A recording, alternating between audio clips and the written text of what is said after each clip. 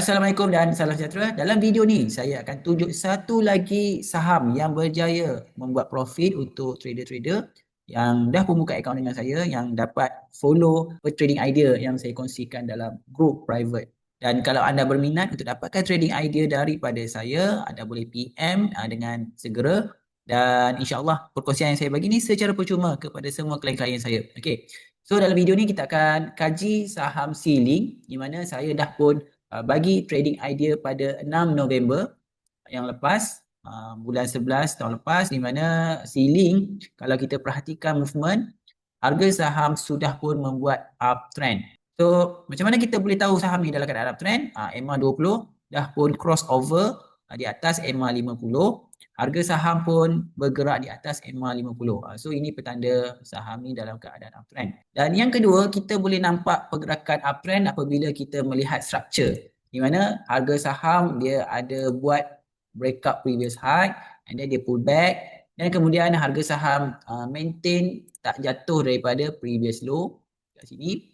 Okey, harga saham membuat impulse pull back and then membuat impulse pull back. Okey, pada 6 November ni sudah pun breakout previous high kat sini.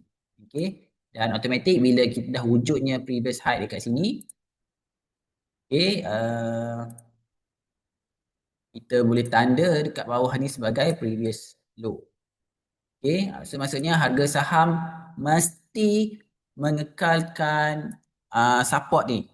Maksudnya harga saham tak boleh jatuh daripada support ni, kalau tidak dia akan berubah structure.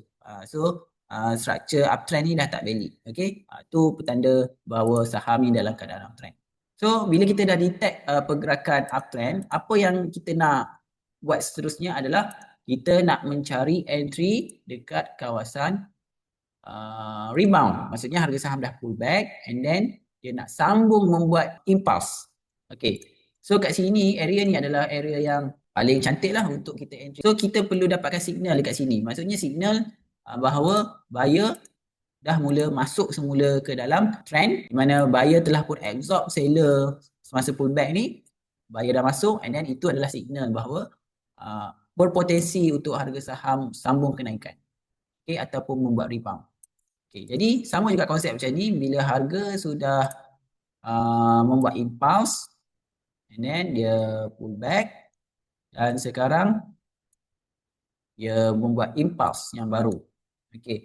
Dan sweet spot yang sepatutnya kita entry adalah dekat kawasan ni sebenarnya. Okay.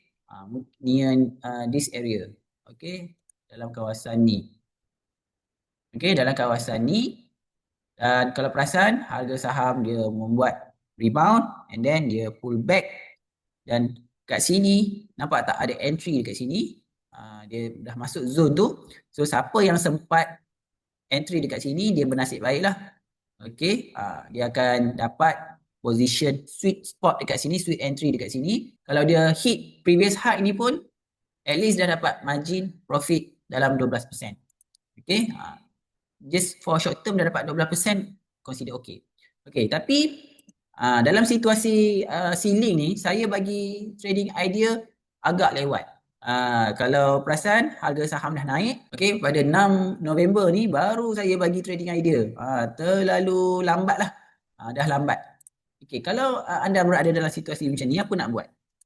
Kalau lambat nak entry dekat kawasan sweet spot ni, kalau nak tunggu pullback, takut risau tak dapat entry. Jadi apa nak buat? Anda nak masuk dalam counter ni, anda berminat dengan counter ni dan anda rasa saham berpotensi, tetapi harga saham dah jauh daripada sweet spot ni. Apa yang anda nak buat? Yang pertama sekali, fikirkan dulu risiko. Adakah risiko anda tinggi kalau anda masuk dekat sini?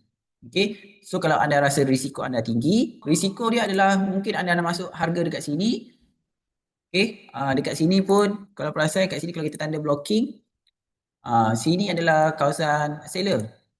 Okay, ini kawasan seller. Okay, jadi persoalan sekarang, saya dah bagi recommendation entry dekat sini. Pada 6 November, kalau perasan pada 6 November ni, pada awal pembukaan saham ni pada pagi tu, harga saham sekitar 20 sen setengah, di mana dah jauh, harga saham dah jauh bergerak melepasi sweet zone ni. Kita kalau boleh nak entry dekat kawasan yang ni, kawasan entry zone ni.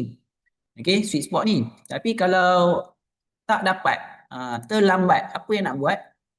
Okay, kita boleh buat averaging entry.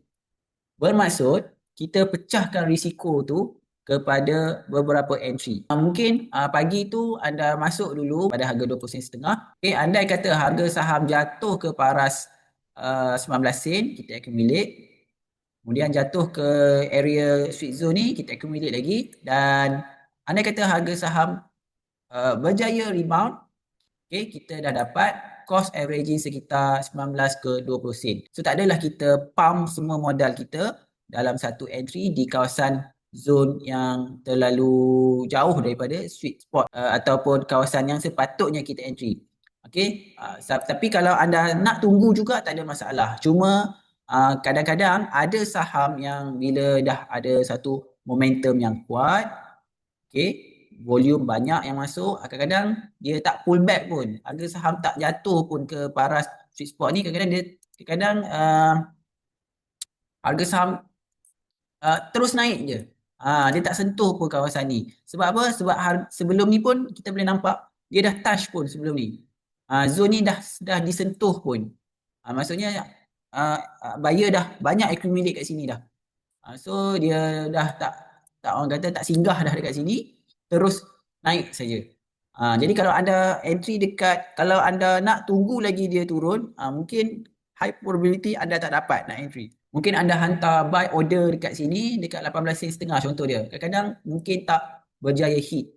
That's why saya suka teknik yang kita averaging entry. Kita averagekan entry kita sebab kita pun tak tahu kat mana harga akan pull back, dapat ke tidak, ataupun harga kita terus dapat ataupun harga terus jump naik. Jadi kita terlepas peluang kalau kita tak masuk awal. Okay. So dalam kes ni, okay, nampak tak? Ceiling terus naik. Terus naik. Dia tak singgah pun. Okay, dia tak singgah pun entry yang dekat sini. Sebab apa? Sebelum ni pun dia dah pun touch. Dia dah touch dekat sini. So dia tak ada masa lagi dah nak patah balik. Dia terus naik je. Dan yang penting sekali anda kena letak stop loss.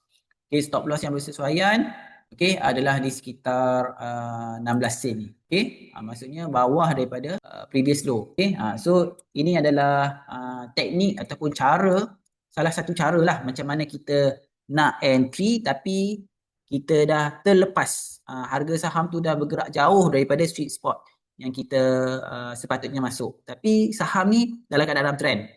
Dan kita nak ambil opportunity tu juga untuk entry. Walaupun harga dah tinggi tapi kita still nak ambil opportunity tu.